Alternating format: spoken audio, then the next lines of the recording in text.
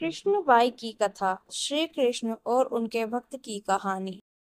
नमस्कार दोस्तों, मैं विशिता गौतम आपके लिए लाई हूँ श्री कृष्ण भगवान और उनके भक्त कृष्णबाई की एक सच्ची कथा। समुद्र किनारे एक गांव में कृष्णबाई नाम की एक बूढ़ी माता रहती थी। वह भगवान श्री कृष्ण की परम भक्त थी। वह एक झोपड़ी में रहती थी। कृष्णबाई का वास्तविक नाम सुखिया था, पर कृष्ण भक्त के कारण इनका नाम गांव वालों ने कृष्णाबाई रख दिया था। घर घर में झाड़ू पोछा, बर्तन और खाना बनाना ही इनका काम था। कृष्णबाई रोज फूलों की माला बनाकर दोनों समय श्री कृष्ण जी को पहनाती थी और घंटों कान्हा से बात करती थी। गांव के लोग यह सोचते थे कि बुढ़िया पागल है। एक रात श्री कृष्ण जी ने अपनी भक्त कृष्णबाई से यह कहा कि कल बहुत बड़ा भूचाल आने वाला है। तुम यह गांव छोड़कर कहीं और चली जाओ। अब क्या था, मालिक का आदेश था।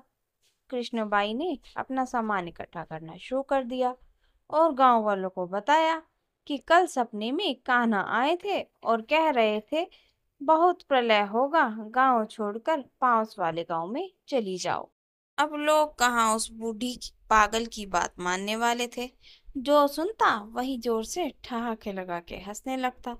इतने में कृष्णबाई ने एक बैलगाड़ी मंगाई और अपने कान्हा की मूर्ति ली और सामान की गठरी बांधकर गाड़ी में बैठ गई और लोग उसकी मूर्खता पर हंसते रह गए। बाई जाने लगी। अपने गांव की सीमा पार कर अगले गांव में प्रवेश ही करने वाली थी कि उसे श्री कृष्ण की आवाज आई। अरे पगली, जा अपनी झोपड़ी से वो सुई तो ले आ जिससे तू माला बनाकर मुझे पहनाती थी। यह सुनकर माई बेचैन हो और तड़पने लगी कि मुझसे ये भारी भूल कैसे हो गई। अब मैं कान्हा की माला कैसे बनाऊंगी। उसने गाड़ी वाले को वहां रोका और बदहवास अपनी झोपड़ी की तरफ भागी। गांव वाले उसके पागलपन को देखते और खूब मजाक उड़ाते।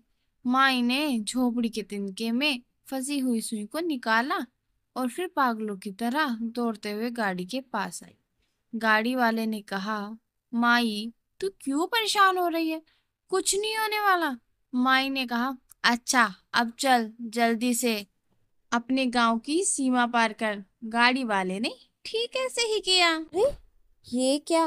जैसे ही सीमा पार हुई, पूरा गांव समुद्र में समा गया और सब कुछ जलमग्न हो गया। गाड़ी वाला भी अटूट कृष्ण भक्त था। येन क्रेन प्रक्रेन, भगवान ने भी उसकी रक्षा करने में कोई विलंब नहीं किया।